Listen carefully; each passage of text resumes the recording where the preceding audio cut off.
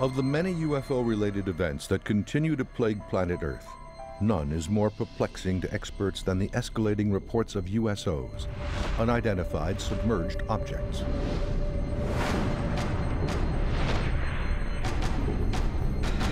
USO sightings continue all around the world to this very day. They continue to come out of the water, and they continue to be seen by witnesses around the world. Since our last USO report, extraordinary new facts, stories, and details have come to light about this most elusive class of UFO. It was the summer of 2000. My ship was visiting Guantanamo Bay, Cuba, when I saw 3 strange big white lights in the water. Witness for the first time new evidence of USO-related anomalies on the surface of our oceans and waters. USOs can manifest crop circles on water. And find out why one of America's first nuclear-armed aircraft carriers, the USS Franklin Delano Roosevelt, continued to be a magnet for reported UFO and USO events for over 30 years. I was on a USS Franklin D. Roosevelt in 1958, and I seen a UFO when we were out at sea. From brand new reports of deep-sea UFOs to stories that go back over 100 years, many experts continue to wonder, are we the first inhabitants of our planet, or are they? In early 2006, after viewing the History Channel's broadcast of deep-sea UFOs, 36-year-old U.S. Navy Chief Petty Officer Charles Howard was just one person to contact the network with stories and accounts of unusual, frightening, and terrifying unidentified objects in our waters. Petty Officer Howard, a 17-year veteran of the Navy, tells his story of a possible USO encounter for the first time. The History Channel was broadcasting a show about UFOs and USOs. I never heard of USOs. I thought that was very interesting because I hadn't experienced. I never shared it with anybody, but I thought it was pretty interesting. In the summer of 2000, Howard's ship, the USS Thorn, was docked off Guantanamo Bay, Cuba, after routine maneuvers. It was kind of late, 10 o'clock, so it was coming back to the ship. I'm walking down the pier. I was pretty tired, so I wanted to get back before everybody, so I could get back and get some sleep. And this pier was pretty long. I was about 30 paces ahead of everybody. I saw like this glowing white light out of the corner of my eye. I was walking, I kind of looked to the side, and it was glowing under the water. The glowing USO initially appears about 30 yards from the pier. Howard estimates the object at almost 10 feet across. As it approaches, Howard comments he couldn't tell if the object was man-made. At first it kind of like popped up out of nowhere, like a soft white glow. As I'm looking at it, it gets brighter and brighter, and then that's when the other 2 lights popped up behind it. Almost formed like a triangle. It was a light here, and a light here. At first I really wasn't afraid because it was just one soft light. It just was kind of weird to me. But then when the other 2 lights popped up behind it and they started moving, that's when I got kind of afraid. I was like, hey guys, come look at this, look at this. The other seamen respond to Howard's calls, but arrive too late. The USO has disappeared under the water. He has never seen anything like it before or since, and hopes to never see another. I've been out to sea for almost 17 years now. I've never seen anything like this. It was weird. Similar sightings continue to surface from the areas adjacent to Santa Catalina Channel off the coast of Los Angeles. Tomorrow, off a dive ship, we're going to go out with divers to find trace evidence of that 1992 USO sighting right here in Santa Monica Bay. June 14th, 1992, 10:24 p.m. Multiple witnesses reported seeing over 200 bright, disc-shaped objects silently exiting the water and hovering for a moment before bursting into space. Reports of this incident were phoned into local police departments as far away as Malibu. Marshall Sheriff Station. Did anyone report anything strange tonight? Maybe other than one specific. Strange. Lights. Lights? Yes. What exactly happened to you? I'm ashamed to tell you because I think you're going to think I'm crazy. We saw what we thought was a bright light up in the sky. UFO, okay? We could hear it wasn't a helicopter. I'm telling you, I have never been more frightened in my life. On March 9th, 2006, Patrick Uskert, Kevin Bruin, and Julius Willis invited the History Channel along on a research expedition to seek evidence of USOs in the Santa Catalina Channel. Where, coincidentally, at 9:37 p.m. the night before, witnesses reported seeing several disc-shaped silver USOs diving into and out of the channel.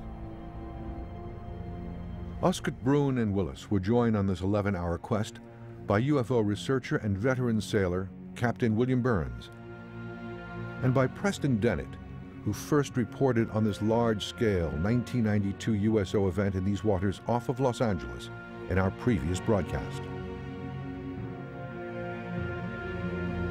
So we're all set today, right?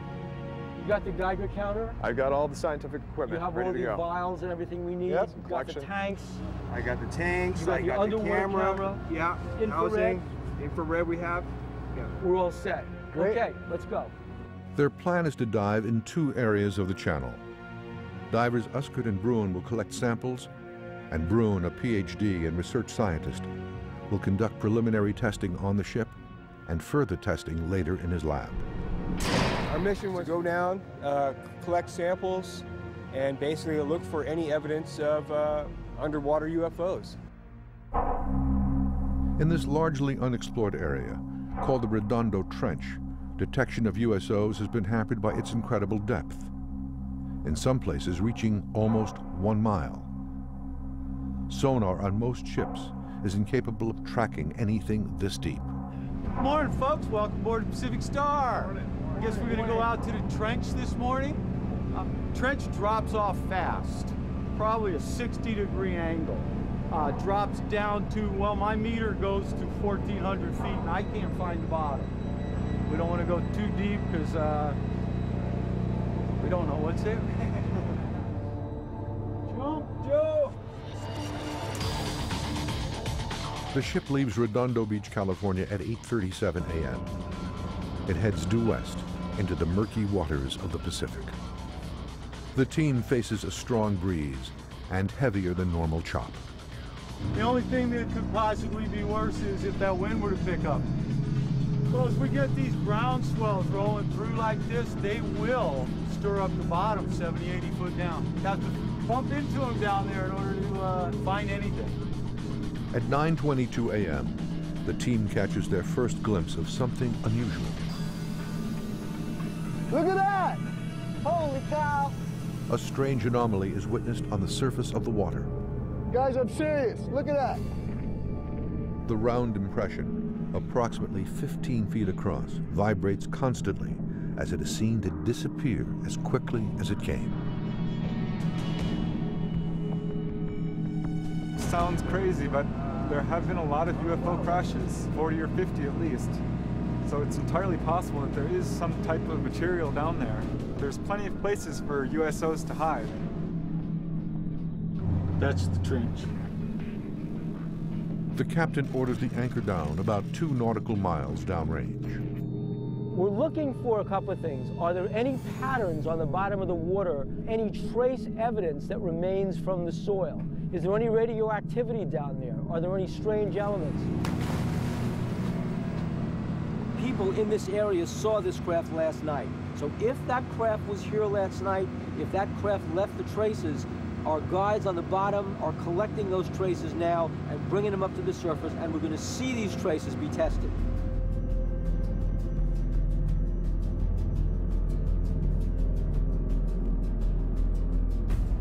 What was the visibility like down there? Very low, like 5 to 10 feet. Yeah, 5 to 10 feet. Too rough to see anything.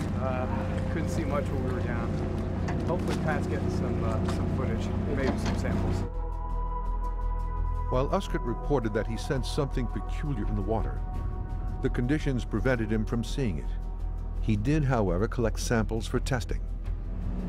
Couldn't see a thing, just my flashlight beam going into blackness.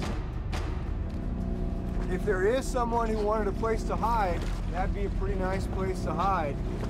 Nice and dark, nice and deep. I didn't feel like I belonged there. I didn't feel like I was supposed to be there. Due to poor visibility at this location, the team moves 4 miles downrange, even further into the channel.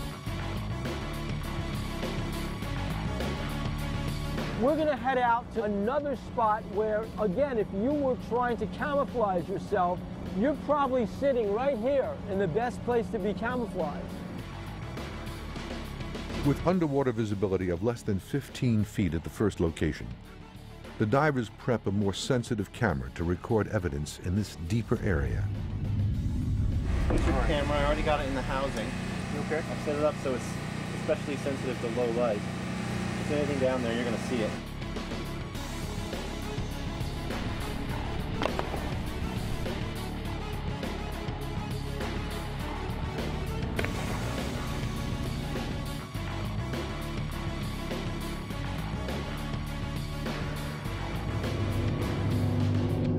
What you're seeing is they're taking samples from the bottom of the ocean bed, and they're going to be testing these for radioactive traces and chemical traces.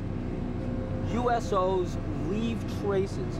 Maybe they're magnetic, maybe they're highly electrical charged. They're looking to test for electrical charges, for magnetism, and for radioactivity. The clearer conditions at this location help the divers collect samples. And this time, they find something unusual. I'm pretty satisfied with what we collected. We're gonna check it with the Geiger counter, see if they're reading hot. Great. So just open the lid on these. Negative on this one. Whoa, you got a lot of small sample here. Wow. All right, we got something. We got something. Due to the elevated Geiger counter reading, the team decides further testing is needed. All right, the rest we can do back at the lab. Awesome. So it's really no mystery why a USO would choose this particular area to hide in. They just can't be seen. We can't really know what the results will be until we analyze everything and put it all together. But it's all part of the process. What we try to do is test our hypotheses by setting up very controlled experiments, trying to eliminate variables. And out here, it's very difficult to eliminate all these variables that we deal with. So we're kind of on the level of just observing. And if anything comes up strange or worthy of continuing investigation, then we'll certainly be back out here, I think. Kevin will probably agree with me here, right? There's a good probability that they're down there. If you're going to find anything, you got to look. Further testing on the USO sample proved inconclusive. However, due to the initial positive result on sample number 2, a more comprehensive USO dive is planned for the fall of 2006. We got to go back.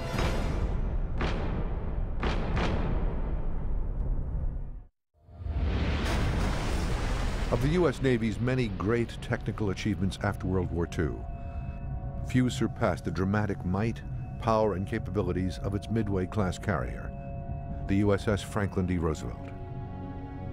Commissioned on October 27, 1945 from the New York Naval Shipyards, the 1,000-foot-long, 64,000-ton FDR was one of the first ships in the Navy's fleet to carry nuclear weapons full-time. The Franklin D. Roosevelt was a very capable ship in every stretch of the imagination. She was an experimental floating active laboratory for the entire Navy Department. According to many of the men who served aboard the FDR, the ship's sophisticated capabilities caused the carrier to be at the center of one of the great USO mysteries of the 20th century. I have no doubt about their existence of UFOs and their interaction with the Franklin D. Roosevelt, and there have been many other sailors out there who've had the same experiences I have had. There's probably a good connection with the USS FDR and the nuclear weapons and the UFO sightings. It was a magnet for UFOs. Chet Grzinski served aboard the FDR from July 1958 until December 1960 as a fireman and metalworks engineer. He says his harrowing close-range encounter with a large USO-like object in September 1958 off Guantanamo Bay, Cuba, has distressed him ever since. He tells his story on camera for the first time. We're down below decks this evening. Between 8 and 9 o'clock, it was dark outside. A bunch of men come running up the ladder from the engine. My buddy then said, hey Red, why don't you go up there and see what's going on? So I followed those men all the way up the ladder, up to the hangar deck, all the way up to the flight deck. Gruzinski witnessed a cigar-shaped UFO traveling at an incredible speed toward the FDR. He also comments that the object made no sound and maneuvered unlike any man-made aircraft. We had no air operations going on. The flight deck was quiet up there. And this thing just came right at us, and I could see what the light was when it came at our ship. It was a row of windows with figures inside, and they got close enough, I could feel the heat on my face and those figures looking at us through those windows. And the impression I got that those figures were looking at us were not human beings. And then this thing turned like a bright red-orange color, and I could see the shape of it. It was a cigar shape when it turned colors, and then it just took right off like that. Gruzinski further reports that this bright USO-like craft rose from the water and remained relatively silent over this 45-second event before flying away. Approximately 25 of his shipmates reportedly witnessed this event as well. Most, he says, were quickly transferred off the FDR. Even more curious, he alleges that within hours, the ship's logbook was altered. When I got the deck log, a lot of things are blackened out on the logbooks. There's nothing in there. And the witness was trashing off the ship, and they probably, I imagine they must have had to sign some papers to say something about it, but I never had to sign anything like that, maybe because I didn't say that much about it, you know. After almost 50 years, his search for answers about what really happened that night continues. I'm still trying to find these men on the flight deck. I didn't have to sign any papers. I wasn't transferred off the ship. I got a lot of whys. What happened? Why? That's what it is. That's why I've been spending all these years of research on it. But Gruzinski is not alone in his belief that he witnessed a UFO while serving aboard the FDR.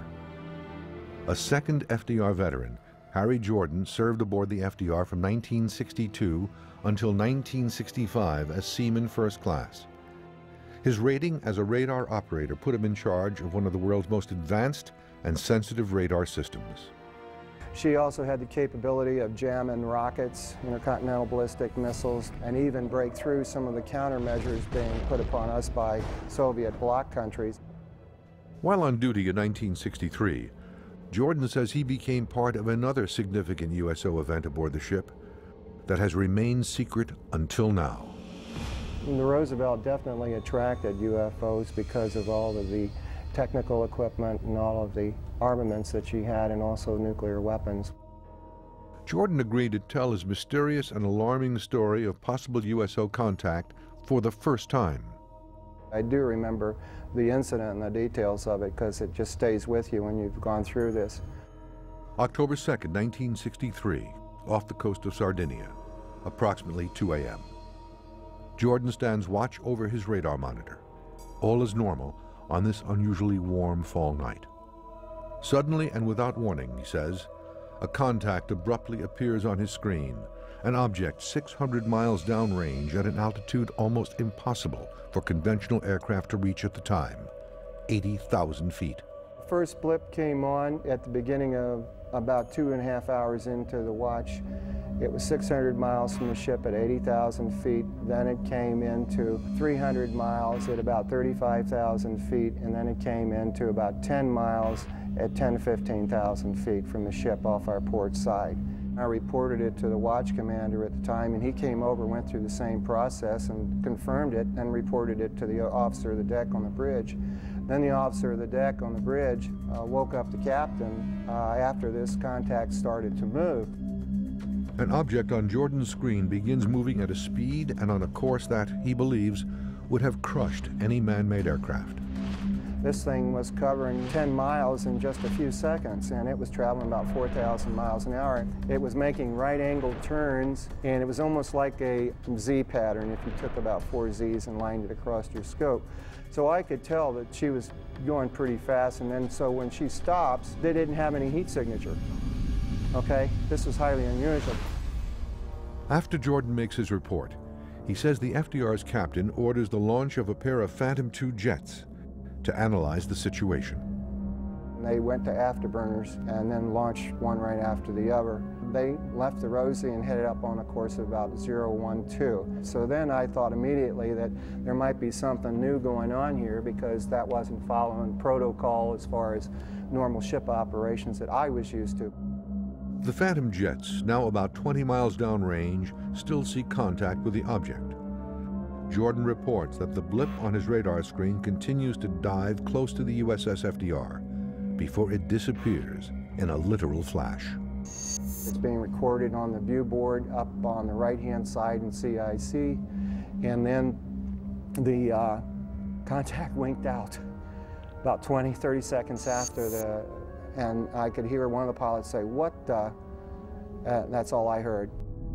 Moments later, he says, as quickly as it disappeared, the target returns, but now it's bigger and closer.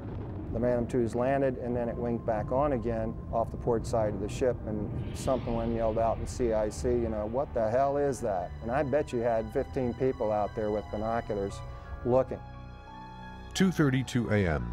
In full view of the FDR's crew, the USO reportedly hovers for a moment, several hundred feet from the ship, before disappearing. I saw the Z pattern and it stopped. It winked out and then it was gone.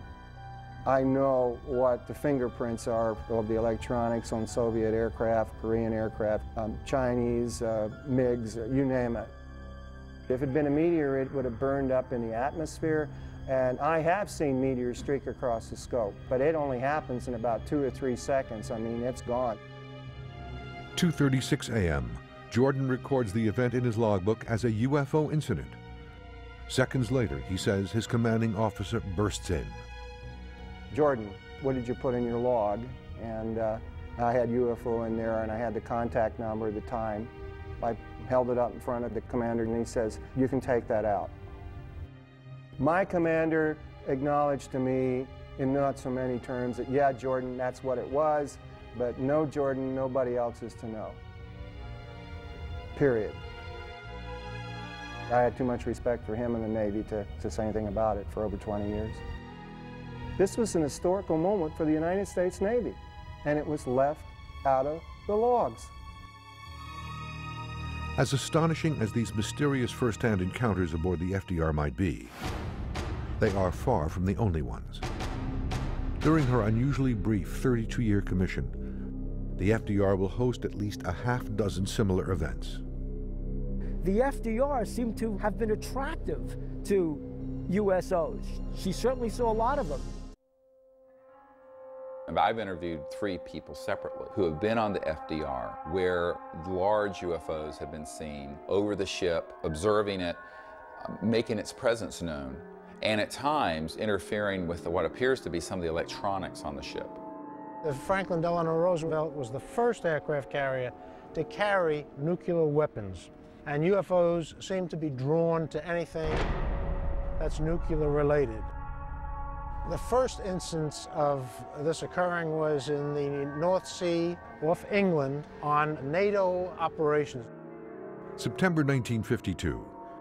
NATO initiates Operation Mainbrace, the first cooperative multilateral maneuvers since the war.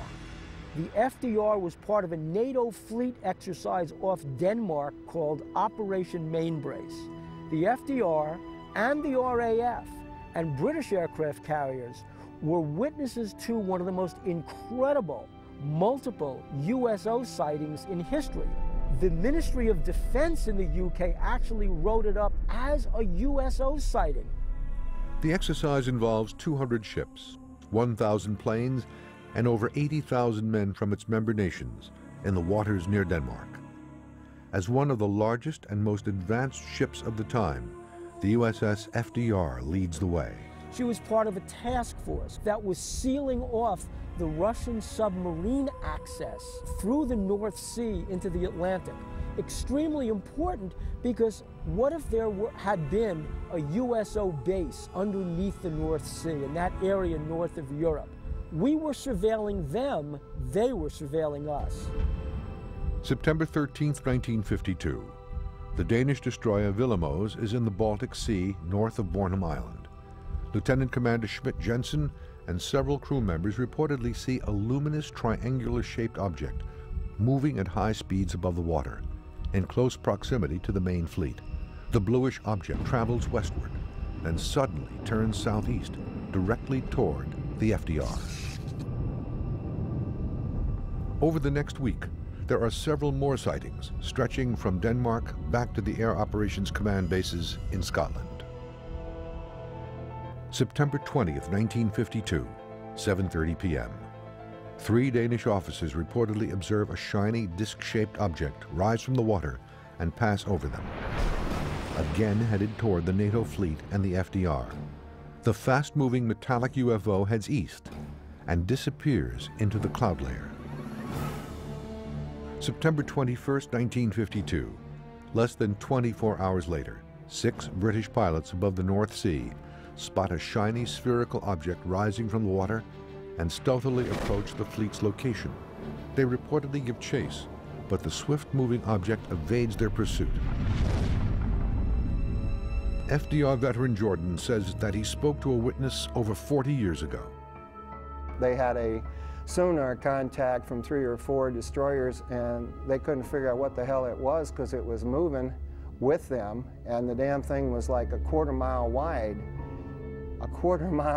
and it came up out of the water, and when it did, it dinged one of the ships, and that was later reported as a collision between 2 destroyers. And he says that's not what happened, because he went up and he said this damn thing came up out of the water and flew up. According to reports, all of these sightings share a similar eerie trait. The witnesses uniformly feel that these USO objects, whatever they might be, are actually observing the naval exercises at close range. After Operation Mainbrace, there were so many sailors who saw the objects and airmen from the RAF that saw the objects. This wasn't just 1 or 2 people. These were crew members on the USS FDR.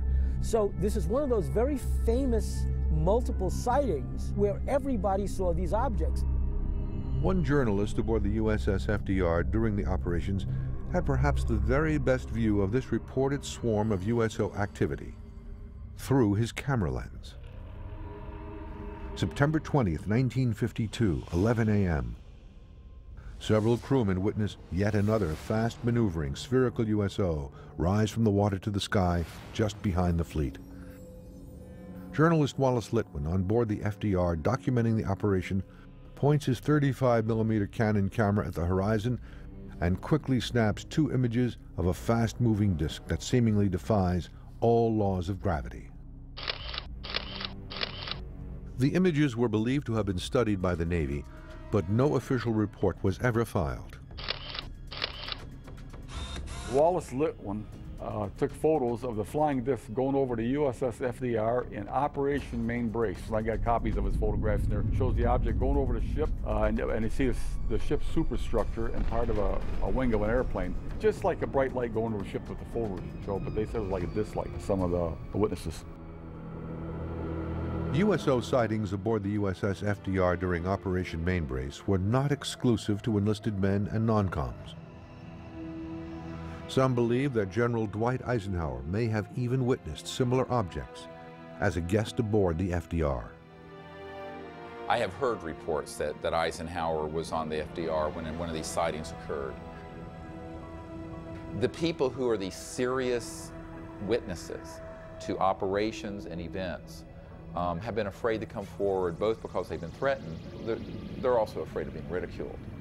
According to experts, many documents involving Mainbrace remain classified. However, others have been released. Is there a motive for officials to keep 50-year-old events secret? The military, in fact, the militaries of all first world nations treat these things as threats. They say the fact that they can penetrate airspace, they can go into highly secure areas, they can outfly our fastest jets. Does that mean they're hostile? Although many FDR veterans and researchers suspect that the ship's advanced capabilities may have made her a target for otherworldly attention, some wonder, could all of this reported activity actually serve as proof? I have spoken with people over the years since my Roosevelt experience and that one, and have seen the evidence firsthand. To those who have not had those experiences, You cannot know what you've yet to experience, and hopefully you'll believe that they are out there. Now, Ivan Sanderson, explorer, taking you into adventure. USOs in general are unidentified submerged objects. USOs have been in history for a long, long time, and an associate and friend of mine, Ivan T. Sanderson, did a study of them long ago. They are there all the time. They're in the data. They're a part of the phenomena. Even more frightening than extraterrestrials is what Ivan T. Sanderson said when he wrote the book Invisible Residents. They're not extraterrestrials. They're already here. To this day, the pioneering USO research by zoologist and former British spy Ivan T. Sanderson continues to astound and frighten experts and buffs alike. His controversial 1970 book, Invisible Residents, forever opened the world's eyes and ears to the murky realm of unidentified submerged objects. Sanderson proposes two primary theories about USOs and invisible residents.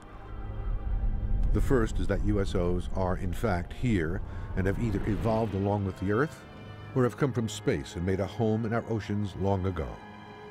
When you talk about underwater UFOs, you have to remember that 3/4 of the Earth's surface is covered with water. And UFOs are seen pretty much all over the Earth in every country. So it's not at all surprising that they're using the oceans, because we haven't even fully explored the oceans ourselves. Sanderson's USO theories lead to a stark prospect. If over 50% of UFO reports occur on or above water, as he reports, are over 50% of these UFOs in fact USOs? You know, UFOs are not just being seen over land. Ivan T. Sanderson said that 50% of all UFOs were actually being seen over bodies of water. Do USOs mean that living underneath the surface of planet Earth is a whole civilization of creatures, entities, aliens, for whom Earth is home, just as it's home for us on the surface? And these were residents who've been here for millions of years, probably before life evolved on the surface of the planet.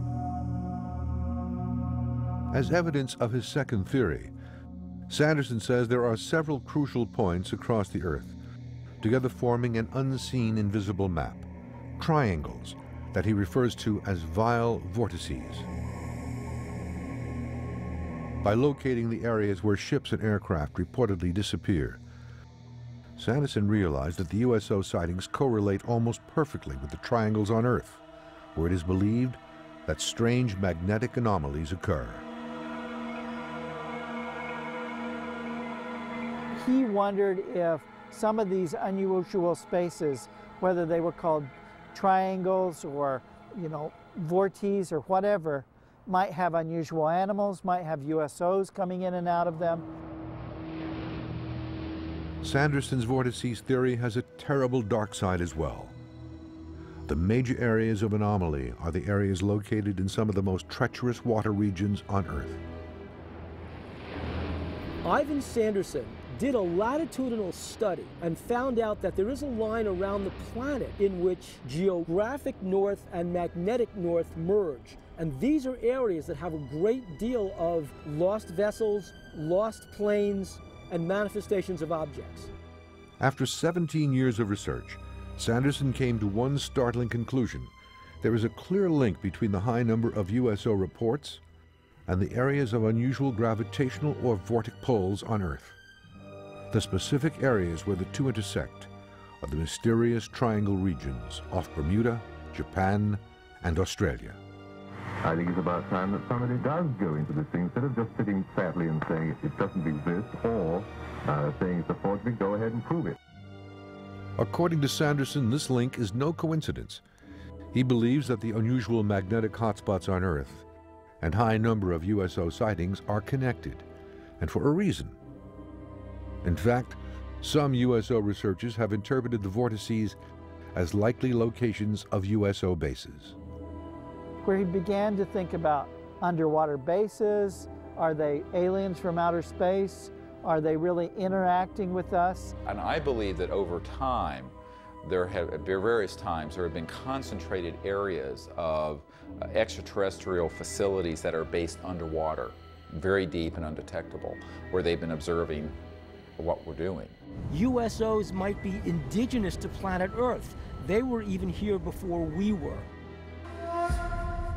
A remarkable yet virtually forgotten USO case from Sanderson's research is the mysterious St. Andrew incident off the coast of Nova Scotia, Canada, on October 30th, 1906. One of the great cases from the early part of the 20th century is the SS St. Andrew. She was a vessel that was crossing the Atlantic on her way to Hamburg. She was off Halifax when not only her crew, but passengers aboard that ship sighted a UFO. Sanderson reports that at 4:30 p.m., the ship was bombarded by a huge flaming object that zigzags through the sky, falls into the water, and disappears. But according to his reports, it couldn't have been a meteor, because meteors do not zigzag and move with apparent intelligent control. The story was even covered in the New York Times. First Officer V.E. Spencer says, quote, "I have seen meteors all over the world, but never such a large one as this." Throughout Sanderson's career, a cloud of mystery drifted around him. Sanderson was a part of the British intelligence service, but what we're really cloudy about is a lot of his friends were in the OSS, which was the precursor to the CIA, and then, as we can tell from some of his books, Sanderson had a direct connection to the Office of Navy Intelligence and was getting information from them. Until his death in 1973, Sanderson traversed the globe in search of underwater submerged objects. Today, some USO experts believe his research was provided to him by highly placed government sources. Many of us wonder, was Sanderson still in the intelligence services? Was he still going on some of his expeditions, some of his explorations, and using part of what he was doing to feed back to his old friends in the intelligence services, but also getting new information for his books from them too? At the end of his life, weakened by cancer, Sanderson fell victim to friends and enemies alike who coveted his research. A lot of people would back their station wagon up to his bunkhouse and said they were going to borrow files and never brought them back. Speculation continues in various circles about whether secret government operatives removed Sanderson's files, thereby destroying the best cache of deep-sea UFO evidence ever collected. In the beginning, Ivan Sanderson was thinking about USOs as creatures that were in the air, that came into water. Towards the end of his career, he also had to engage in thinking about them as possibly intelligent craft from outer space.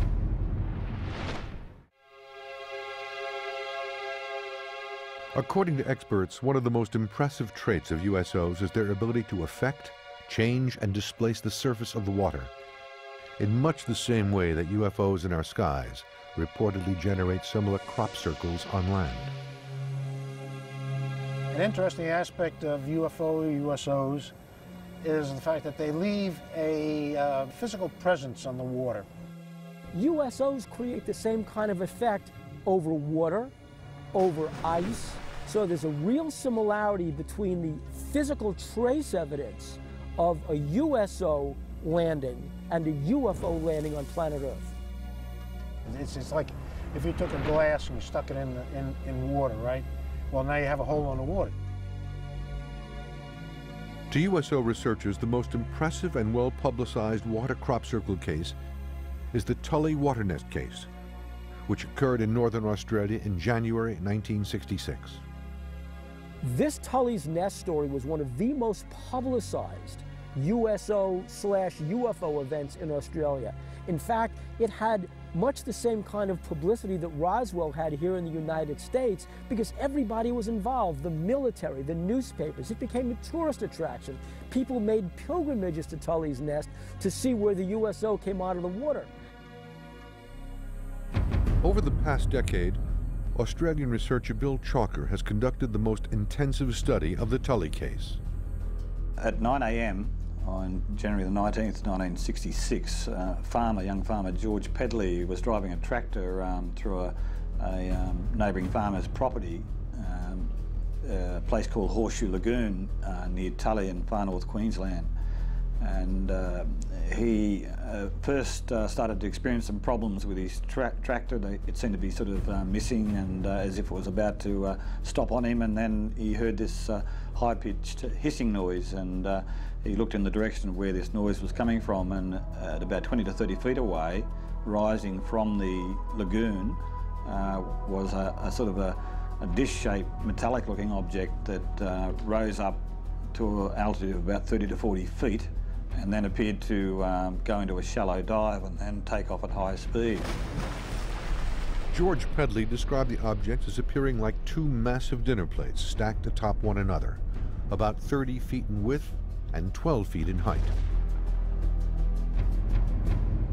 It was a media sensation for quite a number of weeks, with sort of correspondents appearing, giving kind of on-the-spot reports, and there was even international coverage of it, and it was described in the press as a flying saucer nest. This nest contained evidence of a reported USO touchdown, a distinctive imprint left behind on the surface of the lagoon.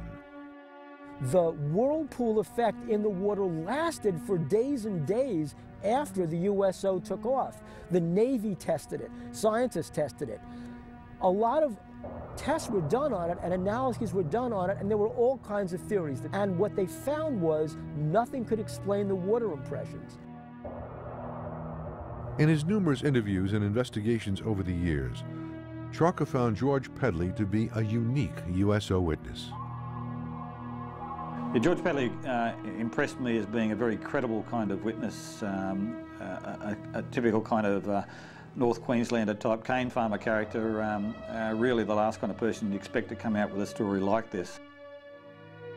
During the various public and private investigations in Tully over the subsequent weeks, at least a half-dozen other water nests were identified in the area. Water samples were sent to the physics department at the University of Brisbane for radiation testing. A read from the center of the water nest tested positive for beta radiation, but within days the sample mysteriously disappeared. Research into the Tully case continues to this day. With no shortage of USO cases in the past and present, many continue to wonder why these objects are here and what could possibly be next. My belief is you got this big universe and all these different planets. I mean, anything is possible. Why should we be the only intelligent beings? Some researchers interpret the recent events involving USOs as something more sinister. I believe that there are extraterrestrial civilizations who have been watching our development over the last 100 years with knowing there's a lot of promise, but also a lot of risk. There's no doubt about it, there's something going on. They're covering this stuff up, they're lying, and I would like to see congressional hearings in Washington to cut the crap and see what's going on, you know? Does it mean that somehow there's an event coming on planet Earth, cataclysmic, end of time, and somehow the USOs are coming out of the Earth because the Earth itself is in trouble? Maybe we're nearing the end of days.